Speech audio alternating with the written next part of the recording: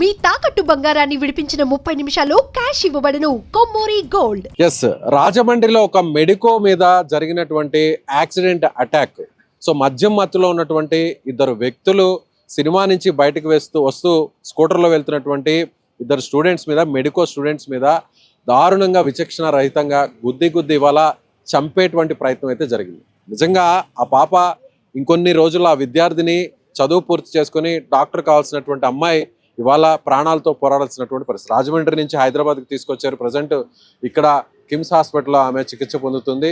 చివరి నిమిషంలో ఆమె ప్రాణాలతో కొట్టుమిట్టాడేటువంటి పరిస్థితి. ఆ తండ్రి చాలా కన్నలు కన్నారు. చిన్న కుటుంబం అయినా కూడా ఎలా అయినా సరే వైద్యురాలని చేయాలనేటువంటి ఉద్దేశంతో అనేక ఇబ్బందులు పడుతూ వచ్చారు. నిజంగా ఆ తండ్రి మాటలో తెలుసుకుందాం. పాప మొదటి నుంచి డాక్టర్ కావాలనేటువంటి కలలు కనేది అని విన్నాం. సో మీరు కూడా చాలా కష్టపడ్డారు. కర్నూలు నుంచి ఇక్కడికి ఫ్యామిలీని షిఫ్ట్ చేశారు. అసలు మీ డ్రీమ్స్ అన్నీ ఎలా ఉండేవి? పాప ఎలా, తను కంటే కూడా తన సోదరికి పెళ్లి చేసి పర్లేదు నేను డాక్టర్ని అయిన తర్వాతే మిగతావన్నీ కూడా చూసుకుంటానని చెప్పేదంట. కొన్ని విషయాలు పాప గురించి.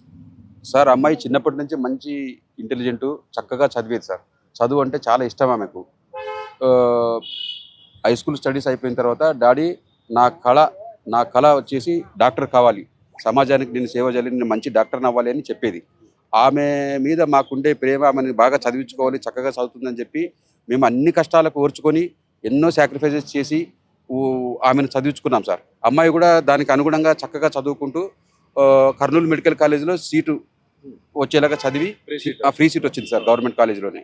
అక్కడ ఎంబీబీఎస్ తర్వాత అప్పటి నుంచి ఒక 2 సంవత్సరాలు మళ్ళీ చదువుకొని పీజీ నీట్ ఎగ్జామ్ రాసి ఇప్పుడు ఈ సంవత్సరంలో పీజీ సీట్ వచ్చింది. అందులో డెర్మటాలజీ కావాలనేది ఆమె కళ.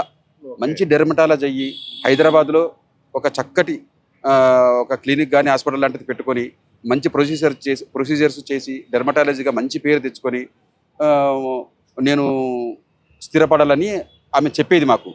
ఆమె ఒక మంచి సోర్సు, మంచి భవిష్యత్తు ఉన్న అమ్మాయి. మా కుటుంబానికి ఎంతో ఆసరగా అండదండలుగా ఉంటుంది. మేము పడిన కష్టము అంతా ఆమె మాకు తర్వాత జీవితం అంతా మాకు ఒక పెద్ద దిక్కుగా ఉంటుందని చెప్పి మేము భావించినాం. అటువంటి మా ఆశయాలు అన్నీ సర్వనాశనం అయిపోయినాయి సార్. ఈ యాక్సిడెంట్ చేసి మా జీవితాలని నాశనం చేసినారు సార్. ఖచ్చితంగా ఇటువంటి దుర్మార్గులని ఖచ్చితంగా శిక్ష పడేలాగా చేయాలి సార్. మీకు ఎంతమంది పిల్లలండి? అంటే పాపని డాక్టర్ చేయడానికి ఎలాంటి కష్టాలు పడ్డారు మీరు? సార్, నాకు 3 కూతుర్లు సార్. పెద్దమ్మాయినే డాక్టర్ చేయాలనే ఆమె కోరిక మేరకు మాకు ఆ దిశగానే మేము ప్రోత్సహించాము. అమ్మాయి కూడా చక్కగా చదువుకుంటూ ముందుకెళ్ళింది. మిగతా 2 పిల్లలు, రెండో అమ్మాయి సాఫ్ట్వేర్, మూడో అమ్మాయి కూడా సాఫ్ట్వేర్ ఇంజనీరే. అయితే మొదటి అమ్మాయికి పెళ్లి చేద్దామని మేము లాస్ట్ బిఫోర్ ఇయర్ నుంచి ప్రయత్నాలు చేస్తున్నాం. ప్రియాంకకు ఈమె ఏమనేదంటే, డాడీ వన్స్ పెళ్ళి అయిన తర్వాత రెస్పాన్సిబిలిటీస్ పెరుగుతాయి, పీజీ సీట్ నేను సాధించిన తర్వాతనే పెళ్లి చేసుకుంటా, కొంచెం టైం డిలే అయినా మీరు ఇబ్బంది పెట్టొద్దండి అని చెప్పి మమ్మల్ని కోరడం జరిగింది. సరే, ఈమె ఆశయాలు గొప్పగా ఉన్నాయని చెప్పి మేము కూడా టైం ఇచ్చాము. ఈలోపు రెండో అమ్మాయికి మంచి సంబంధం వస్తే ఆ విషయంలో ఇంట్లో వాళ్ళందరం కూర్చొని మాట్లాడుకొని సంబంధము, రెండో అమ్మాయికి ఆల్రెడీ జాబ్ చేస్తుంది అమ్మాయి, సాఫ్ట్వేర్ ఇంజనీర్ కాబట్టి ఆమెకు చేసేద్దాం డాడీ అని చెప్పి ఆమెనే ముందుకొచ్చి మమ్మల్ని అందరినీ కన్విన్స్ చేసి అమ్మాయికి పెళ్లి జరిగేలా చేసింది. నేను ఒక 1 or 2 years టైం తీసుకుని పీజీ సీట్ కన్ఫామ్ అయిన తర్వాతనే, నా లక్ష్యం నెరవేరిన తర్వాతనే, ఇంకా 1-2 సంవత్సరాలు లేట్ అయినా నేను అప్లై చేసుకుంటానని చెప్పేది. అదంతా ఈ సంవత్సరమే జరిగింది. పీజీ సీట్ వచ్చింది, కాలేజ్ జాయిన్ అవ్వడం జరిగింది. ఇప్పుడు పెళ్లి ప్రయత్నాలు కూడా చేస్తున్నాం. ఈ లోపలైనా ఇట్లా జరిగింది సార్. 1 ఏడాది పూర్తయింటే డాక్టర్గా బయటకు వచ్చేది, మీ కళలన్నీ కూడా నిజంగా కళ్ళ ముందు కనిపించేది. మీ కూతురు ఒక డాక్టర్ అయ్యి ఒక పెద్ద క్లినిక్ నడుపుతూ ఎన్నో కళలుగానే ఉంటారు. కానీ అవన్నీ ఇప్పుడు ఒక కళలుగా మిగిలేటువంటి పరిస్థితి. అలా ఆలోచించినప్పుడు తండ్రిగా నిజంగా చాలా దారుణం సార్. ఇది చాలా హృదయ విదారకం సార్. నా పెయిన్ మాటల్లో నేను చెప్పలేను సార్. యాక్సిడెంట్ జరిగిన రోజు నుంచి కూడా నేను ఏడ్చి నా కళ్ళలో నీళ్లు కూడా ఆవిరైపోయినాయి. ఆ దుఃఖం, తట్టుకోలేని దుఃఖము, ఇంతటి కడుపుకోత ఏ పేరెంట్కి రాకూడదు. చాలా దుర్మార్గం సార్ ఇది. ఇంత బాధ తల్లిదండ్రులు అది అనుభవిస్తేనే చెప్పడానికి వస్తుంది సార్. మాటల్లో చెప్పలేని ఇది అంత బాధాకరం సార్ ఇది. అయితే ఇప్పుడు మొదటి సంవత్సరం పీజీ చదువుతుంది సార్ అమ్మాయి. ఇంకా 3 సంవత్సరాలు పీజీ కంప్లీట్ అవ్వాలి. తర్వాత 1 year ఎస్ఆర్షిప్ చేయాలని చెప్పేది.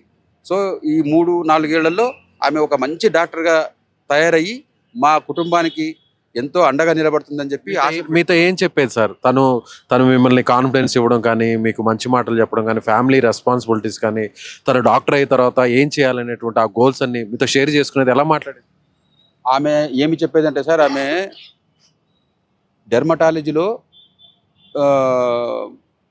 లేజర్ ట్రీట్మెంట్లు నేర్చుకుని అవి ఫెలో ఇది 3 years పీజీ అయిపోయిన తర్వాత 1 year ఎస్ఆర్షిప్ అయిపోతుంది. అది కంప్లీట్ చేసిన తర్వాత కొన్ని ప్రత్యేకమైనటువంటి లేజర్కి సంబంధించిన ప్రొసీజర్స్ నేర్చుకోవాలి. అవి ఇంటర్న్షిప్లు చేసేది ఉంటుంది. 3 monthsకి ఒకటి, 6 monthsకి ఒకటి అట్లా ప్రత్యేకమైన శిక్షణలు ఉంటాయి. ఆ ఇంటర్న్షిప్లు కూడా కంప్లీట్ చేసి అప్పుడు హైదరాబాద్లో స్థిరపడి నేను ఒక మంచి డాక్టర్గా నేను తయారవ్వాలని చెప్పేది సార్. ఆమె చాలా గొప్ప ఆశయాలు ఉండేటివి సార్. ఆ విషయాలు నాతో చెప్పేది సార్. మేము కూడా దానికి గర్వంగా ఫీల్ అయ్యేవాళ్ళం సార్. అందుకొరకు ఆమెకు అన్ని రకాలుగా మాకు ఎన్ని కష్టాలున్నా, ఎన్ని ఇబ్బందులున్నా ఆమె చదువు కొరకు మేము సపోర్ట్ అందజేసి ఇక్కడ దాకా మేము తేగలిగినాం సార్. ఈరోజు ఇలా జరగడం చాలా బాధాకరము. చాలా చాలా మాకు అసలు నాకు చెప్పడానికి కూడా నోట్లో మాటలు రావట్లేదు సార్.